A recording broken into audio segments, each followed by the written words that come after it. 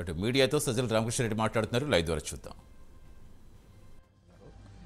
రెండు అంటున్నారు వాళ్ళు. ఒకటి కరెంటు తీశారని, చంద్రబాబు నాయుడు బస్సు ఎక్కినా తీస్తారు, అంటే ఎవరో ఒకటి చస్తాడు తగిలి. వాళ్ళ కరెంటు వైర్లు ఆయన ఎక్కినా బస్సు ఎక్కినా ఎక్కడైనా ఎవరో తీక తప్పదు. అది ఆయన ముఖ్యమంత్రిగా ఉన్నప్పుడు జరుగుతుంది. ఇప్పుడు ఎక్కినా కూడా తీస్తారు.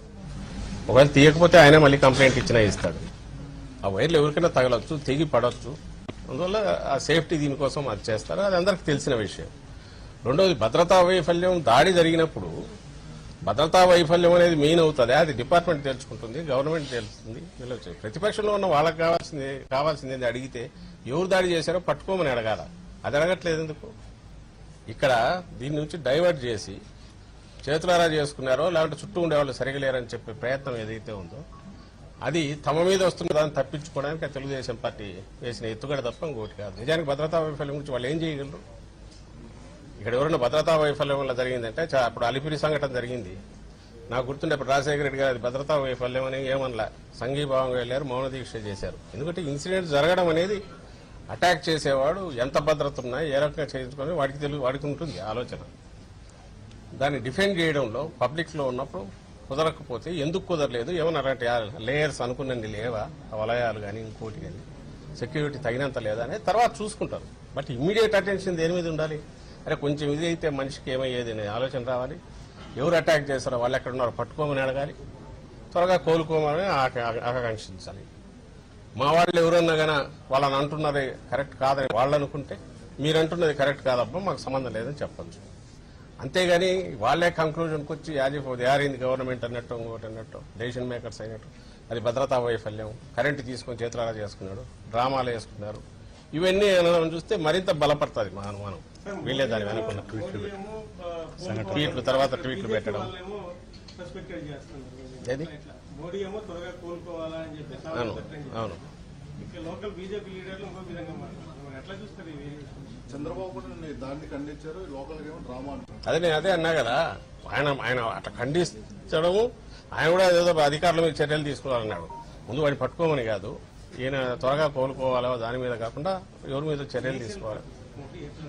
దానికి సంబంధించినంత వరకు మోడీ గారు అనేది ఆయన ఏ రాజకీయ పార్టీ అయినా నిజంగా ప్రజల్లో ఉండాలనుకుంటే, రాజకీయాలు సీరియస్ గా చేయాలనుకున్న వాళ్ళు అట్టే వ్యవహరిస్తారు.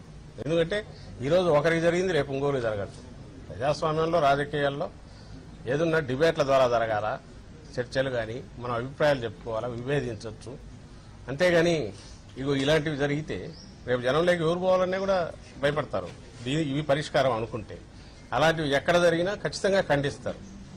ఈ రాష్ట్రంలో మన కర్మ ఏమంటే ఈ రాష్ట్రంలో ఈ తెలుగుదేశం పార్టీ వ్యవహారంలోనే దానికి భిన్నంగా జరుగుతుంది.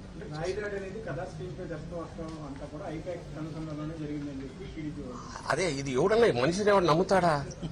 ఎవడో రాక్షసులు అయితే తప్ప ఇలాంటి ఆలోచన వస్తుందా? మనిషిని ఎవరికి ఎవరికైనా వస్తుందా? అటాక్ కొట్టుకుంటారా? చంద్రబాబుని కొట్టుకోమని చూస్తా. అలిపిరిలో ఆయన అట్లే ఎగిరిపడినాడా? తనే చేసుకున్నాడు, సానుభూతి కోసం మన ఎన్నికలు పోవాలని చూశాడు కదా. అప్పుడు ఎవరు అనలేదు, ఇలాంటి చిల్లర మాటలు ఎవరు మాట్లాడలేదు. అనడానికి ఎట్లా వస్తుంది అంటే జనం ఉమ్మేస్తారు మొహం మీద అనేది ఉండాలి కదా. వీళ్ళకి ఆలోచన కూడా ఉండట్లేదు.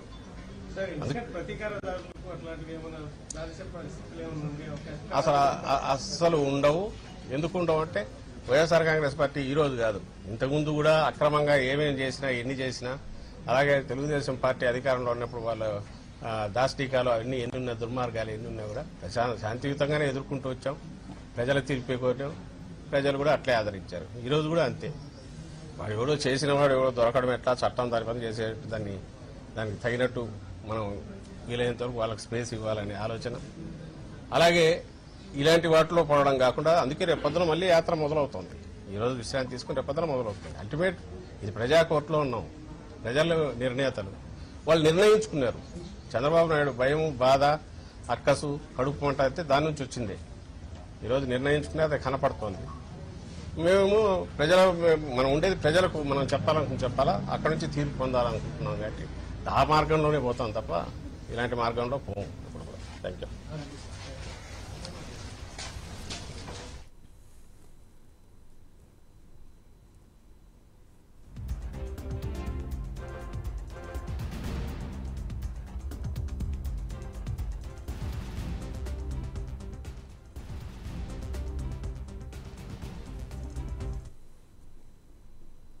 ఇవి ఈ బులెటిన్ డీటెయిల్స్. నమస్తే.